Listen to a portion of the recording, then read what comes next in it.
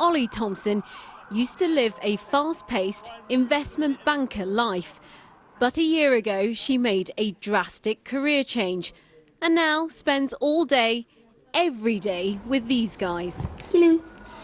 I felt like I wasn't really living, in the sense that I was going to work, coming back home, going to work, coming back home. I only living my life for the weekend, which is what most people do.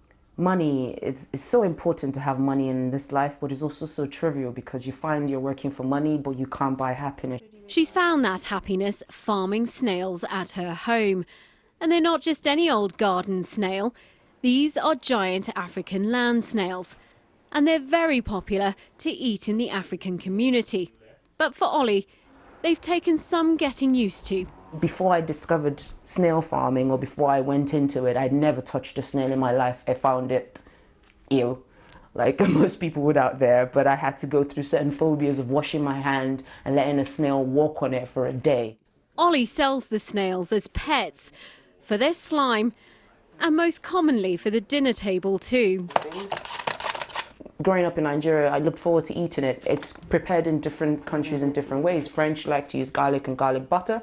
In Nigeria, it's sauteed or fried with some onions and peppers, and it's called peppered snails. You can do it anyway. It tastes like squid, so whatever you add to it could enhance the flavour how you want it to taste. Ollie says she's one of a handful of people to do this for a living.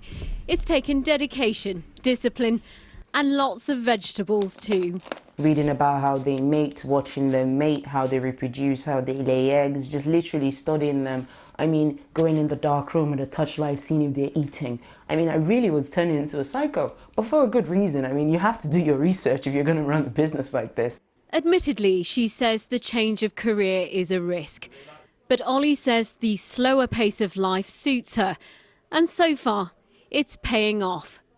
Alpa Patel, BBC London News.